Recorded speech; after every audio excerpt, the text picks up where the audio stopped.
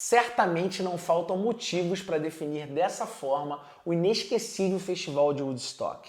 Aliás, o Woodstock é a prova irrefutável de que um evento pode se tornar lendário mesmo com enormes desafios de organização e muitos perrengues para o público.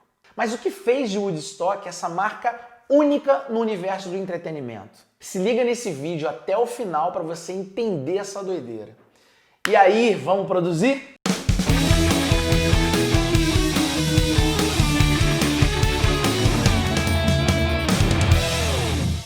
Fala, insanos! Bora para mais uma história incrível do mundo dos eventos. Hoje vocês viram que eu tô animado, né? Hoje eu vou falar sobre o festival que passou longe de ser um sucesso do ponto de vista de produção. A galera que participou encarou 3 dias doidos de muitos perrengues, mas mesmo assim ele entrou para a história e é lembrado até hoje. A gente vai entender por que esse festival realizado em Bethel, no estado de Nova York, no ano de 69, foi tão foda e se tornou um marco na cultura pop e no mundo da música. Em primeiro lugar, é importante a gente contextualizar e entender o background de Woodstock. Como que a ideia para o festival surgiu e o que ele representava na época. Os tempos de paz e amor corriam soltos e o Woodstock foi apresentado ao mundo como um festival de celebração à cultura hippie. O assunto da vez era a expansão da consciência, a era de Aquários, manja essa coisa de abraçar a árvore e tal, mais ou menos por aí. O conceito de astrologia que se refere a um novo tempo do planeta. Em resumo, o festival carregava muito bem a pegada hippie e se mostrava como uma oportunidade para as pessoas viverem 3 dias de paz, amor, embaladas por muita música, muita maconha também.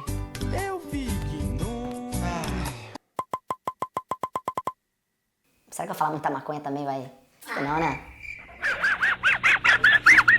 Na época, milhares de jovens norte-americanos se interessaram pelo festival, já que a cultura hippie estava muito em alta, com forte apelo ao amor livre, respeito à natureza, ao fim do consumismo. No fim das contas, o Woodstock se tornou o evento símbolo da contracultura e do movimento hippie. Mas quem teve a ideia de criar o Woodstock? Michael Lang e Art Kernfeld são os pais da criança. Eles eram 2 produtores musicais que procuraram os empresários nova-iorquinos Joel Roseman e John Roberts para construir um estúdio musical na vila de Woodstock. Roseman e Roberts eles já estavam envolvidos ali com a indústria fonográfica e trabalhavam na construção de um puta de um estúdio em Nova York. Então eles não se empolgaram tanto com a ideia de fazer um outro estúdio em Woodstock. A contraproposta dos dois foi realizar um mega festival e deixar de lado a ideia do estúdio. Os 4 concordaram e logo formaram a Woodstock Ventures, a empresa que estaria por trás do festival. Em abril de 69, eles conseguiram assinar com a primeira banda para o festival, ninguém menos do que o Creedence.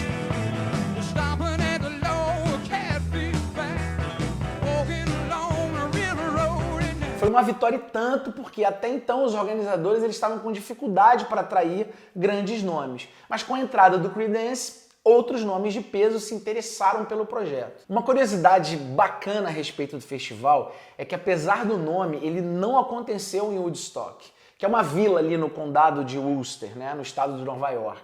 Na verdade, a ideia é que ele acontecesse lá, mas a população não topou receber o evento para mais de 50 mil pessoas. A solução, então, foi transferir o evento para a vila de Bethel, onde estava a fazenda de Maxey Asgur, um dos nomes muito importantes na história toda. A fazenda tinha dimensões necessárias para um festival de grandíssimo porte.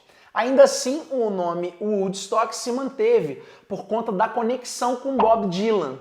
Ele vivia na cidade na época do festival. Obviamente que ele foi convidado para o festival, mas não deu muito certo porque na época do festival um dos filhos do Bob ficou muito doente. Outros nomes muito fortes do rock, como Beatles, Rolling Stones, Led Zeppelin e The Doors, ficaram de fora de Woodstock por diferentes razões. O Led Zeppelin tinha um outro show agendado para New Jersey e o empresário da banda declarou que eles não queriam ser somente mais uma atração. Já os Rolling Stones tiveram que declinar porque Mick Jagger estava participando das filmagens de Ned Kelly na Austrália. Já os Beatles fizeram por merecer uma menção na nossa lista de curiosidades, pelo mistério em torno da sua ausência. A galera tinha expectativa de que eles aparecessem de repente, já que tinham feito o concerto surpresa em Londres, no terraço do edifício Apple Corps, que era sede oficial do quarteto de Liverpool, 6 meses antes de Woodstock. Sobre a ausência no festival, uma das hipóteses é que John Lennon insistia que a Yoko Ono deveria participar do show. Outra teoria também aponta que na segunda metade de 69 já era muito difícil reunir os 4 Beatles para um show. Tanto é verdade que o concerto do terraço surpreendeu todo mundo. O mais provável é um problema de imigração com John Lennon, já que naquela época o presidente Richard Nixon considerava o Beatle uma persona não grata no território norte-americano por conta do seu ativismo contra a guerra do Vietnã. Uma pena, já que seria bacana demais ter a maior banda de todos os tempos no festival que marcou a história do rock. Apesar de ausências importantes, nomes de peso como Janis Joplin, Santana, The Who, Jefferson Airplane, The Band, Joe Cocker e Jimi Hendrix estiveram entre os mais de 30 artistas que subiram naquele palco nos 3 dias de show. Uma line-up dessas nem precisa de mestre de cerimônia ou apresentador para anunciar as atrações e interagir com o público, né? Mas os organizadores eles se deram conta em cima da hora de que eles não tinham contratado ninguém para essa função. Na última hora, chamaram Chip Monk, que era responsável pela iluminação, para cumprir esse papel. Era uma função pra lá especial, já que ele estava falando ali para uma multidão de mais de 400 mil pessoas, sendo que a expectativa inicial era de 50 mil. Imagina o desafio de logística para fazer tudo isso acontecer. Aliás, uma coisa que a gente tem que reconhecer é que os caras por trás da ideia de Woodstock fizeram o que podiam para manter um festival de pé para mais de 400 mil pessoas. Pensa que além de receber um público muito maior do que o previsto, eles tiveram um rombo financeiro significativo por conta da bilheteria. É que uma área rural como o Woodstock, ela não estava nem perto de preparada para receber uma massa de 400 mil pessoas. Os organizadores eles até montaram as bilheterias e cercas para receber as pessoas que já tinham os ingressos, que na época custavam entre 18 e 24 dólares, né? O que equivale no dinheiro de hoje entre 130 e 170 dólares. Só que essa ideia foi abortada quando eles perceberam que não tinha como dar vazão para aquele mar de gente. Então, milhares de pessoas entraram sem qualquer ingresso, ainda que eles tenham conseguido vender antecipadamente em lojas, enfim, via correio, mais de 180 mil ingressos. Mas dá para dizer que o Woodstock custou muito mais do que o que se imaginava por conta de alguns imprevistos. Além de não contar com a grana de mais da metade dos ingressos, Roberts teve que fazer um malabarismo logístico para fornecer comida, suprimentos básicos para essa multidão. Foram centenas de milhares de dólares gastos nisso e também no transporte via helicóptero. Era de helicóptero também que os artistas eram transportados até o palco. Fora que algumas das bandas cobraram até o dobro do seu cachê padrão para estarem presentes em Woodstock. Para piorar, teve artista que só foi ao palco depois de receber o dinheiro em money. John Roberts teve até que usar o seu fundo de investimento, além de convencer o diretor de um banco local a abrir as portas na noite de sábado para conseguir o dinheiro necessário para manter tudo funcionando. Foi um baita desafio financeiro e de logística, né? No total, o festival custou aproximadamente 2,5 milhões de dólares, em valores da época. Se a gente fosse passar para os valores de hoje, considerando inflação e tal, a gente estaria falando em torno aí de 17 milhões de dólares. Mesmo com todo o esforço financeiro, os organizadores tiveram que contar com a ajuda do exército norte-americano, que enviou dezenas de médicos e enfermeiros, milhares de sanduíches, garrafas de água e itens de primeiros socorros em um helicóptero, né? Logo no primeiro dia de festival. Com essa loucura toda, o Woodstock acabou causando prejuízos milionários para a organização. Não era para menos, né? Um monte de imprevistos, um público infinitamente maior do que o previsto e que ainda por cima não pagou para estar lá. Mesmo assim, alguns meses depois, o Woodstock se confirmou como um sucesso do ponto de vista financeiro e passou a ser extremamente lucrativo, graças ao lançamento do documentário sobre o festival. Chegou a ganhar um Oscar de melhor documentário. O filme teve um orçamento de 600 mil dólares e faturou 50 milhões somente com bilheteria. Isso sem falar no barulho em torno do documentário e dos ganhos posteriores à sua exibição. Teve lançamento de DVD, edições comemorativas de 25 anos em 94, de 40 anos em 2009. O Woodstock se transformou em um grande negócio mesmo. Já foram milhões e milhões de dólares ganhos não só com os LPs, CDs e DVDs, mas também com merchandising relacionado a essa marca lendária. Os organizadores do festival tiveram a iniciativa inteligente de criar a Woodstock Ventures antes mesmo da realização do festival, porque eles já tinham em mente faturar posteriormente com ele, né? E deu super certo. Deu tão certo que o documentário sobre o festival ajudou a salvar a Warner Bros. É isso mesmo, no final da década de 60, o enorme estúdio estava passando por maus bocados e meio que deu um tiro no escuro com um filme sobre o Woodstock. Outros estúdios já tinham rejeitado o projeto porque não sentiram que ele poderia ser lucrativo, mas um executivo da Warner resolveu apostar meio que as últimas fichas do estúdio e teve um retorno monumental logo no ano seguinte.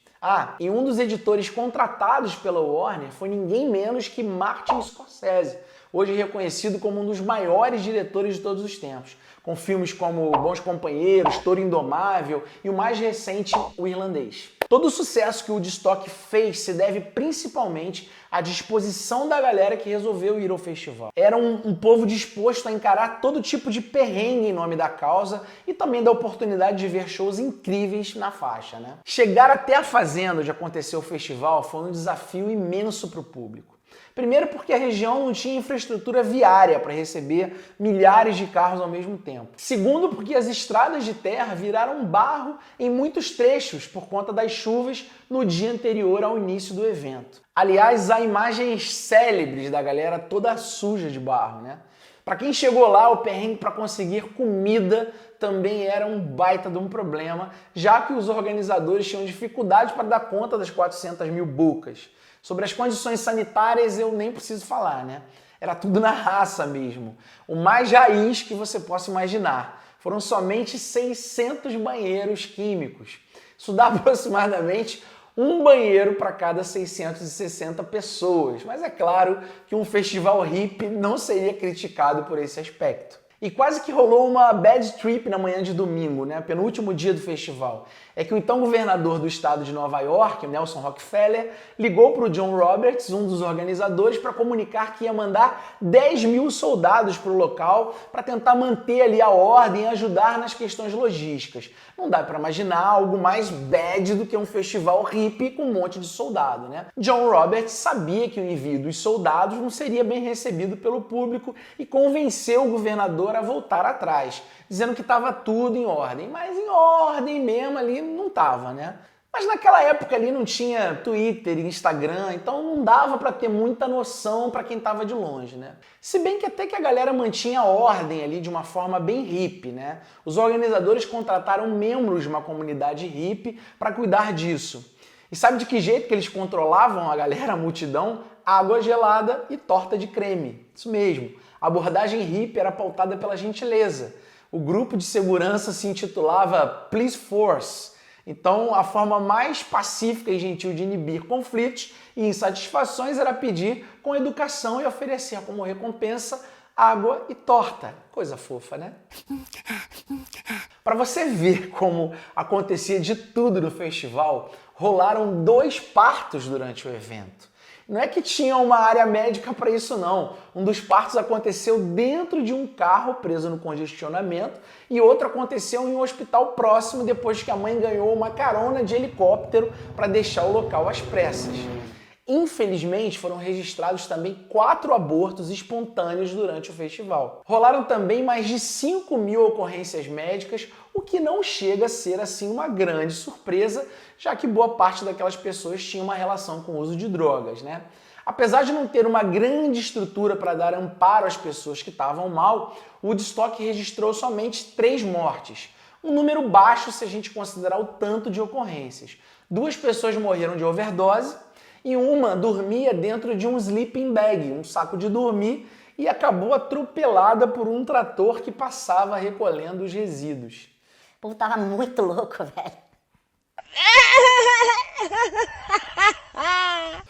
Para você ver que aconteceu de tudo mesmo no Woodstock, teve até uma apresentação para uma única pessoa. Sim, uma pessoa. Pelo menos é assim que o John Fogerty do Creedence descreveu. Disse o guitarrista que quando eles subiram no palco às 3h30 da manhã de sábado, tudo que se via era uma multidão dormindo sobre a lama, depois de tantas horas de pé. Foi então que ele avistou um cara bem longe com seu isqueiro aceso que disse: "Não se preocupe, John, nós estamos aqui para vocês." Foi então que começou o show do Creedence.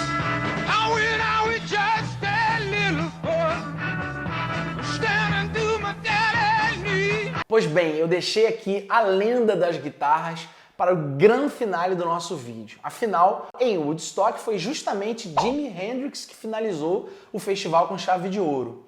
A primeira das curiosidades relacionadas a ele foi a presença de um segundo guitarrista, Larry Lee, algo raro na carreira do Jimi Hendrix, né? Em Woodstock, ele tocou com uma banda que ele nomeou como Gypsy Suns and Rainbows, já que ele tinha rompido com os integrantes da The Jimi Hendrix Experience. Outra raridade foi a presença de um bis no show, algo que Jimi Hendrix não costumava fazer. Quando a galera pediu mais um tal, ele e a banda voltaram para tocar Hey Joe. A apresentação de Hendrix em Woodstock foi a única que o músico fez pela manhã em sua carreira. Com os atrasos na programação, o show que estava marcado para encerrar a programação no domingo acabou ficando para segunda de manhã. Os organizadores até deram a ele a opção de se apresentar à meia-noite, de domingo para segunda, mas ele fez questão de ser a atração derradeira do evento. No fim das contas, Hendrix acabou se apresentando para menos gente, já que mais da metade da galera já tinha metido o pé. Ainda assim, mais de 20 mil pessoas acompanharam a apresentação histórica do guitarrista. Muitas dessas 20 mil pessoas que ficaram até o final ajudaram a limpar o local depois do show do Hendrix. Você pode imaginar o tanto de lixo que tinha, né? Uma curiosidade é que eles aproveitaram até para fazer um momento referência ao significado do festival. Em uma área da fazenda, as pessoas ajudavam a recolher o lixo e iam formando o símbolo da paz com os resíduos. Em Woodstock, até o lixo era uma forma de expressão e de reforçar a mensagem. Então vamos lá para a última e maior curiosidade em torno do festival, na minha opinião. Na verdade, eu deixei para o final essa curiosidade porque ela representa bem o espírito de Woodstock, de paz e amor. O dono da fazenda, onde aconteceu o festival, Max Yasgur, ajudou na organização e, ao contrário do que você pode imaginar, ele não se estressou nem um pouco com essa multidão. Muito pelo contrário, ele fez uma declaração bem bonita no último dia de evento. Se a gente se inspirar em vocês, nós podemos reverter as adversidades que enfrentamos nos Estados Unidos e ter esperança de um futuro brilhante e pacífico. As palavras de Max Yasgur simbolizam a vibe de Woodstock, uma multidão reunida em torno de uma causa, querendo curtir música e passar dias inesquecíveis em nome de uma visão de mundo. Quem não assistiu o fiasco que foi o Fyre Festival, clica aqui em cima para assistir. Você vai se lembrar que lá eu comentei que o organizador do Fyre Festival tinha a ideia de que mesmo com tudo dando muito errado, as pessoas poderiam ligar o foda-se para os perrengues e curtir o evento da mesma forma que foi o Woodstock. Mas ele certamente não conhecia a história de Woodstock e não se tocou de algo fundamental. Eles lá não prometeram luxo, nem nada parecido com isso. E a galera que foi para Woodstock era um público completamente diferente, paz e amor. Viu só como não é por acaso que o Woodstock é uma verdadeira lenda dos festivais? Você gostaria de ter participado do maior evento de todos os tempos? Eu queria estar lá com absoluta certeza. Então conta pra mim aqui nos comentários. Se você curtiu o vídeo, deixa o seu like e se inscreve no canal que me ajuda demais a fazer esse conteúdo chegar para cada vez mais pessoas. Um beijo em todos vocês e evento na veia!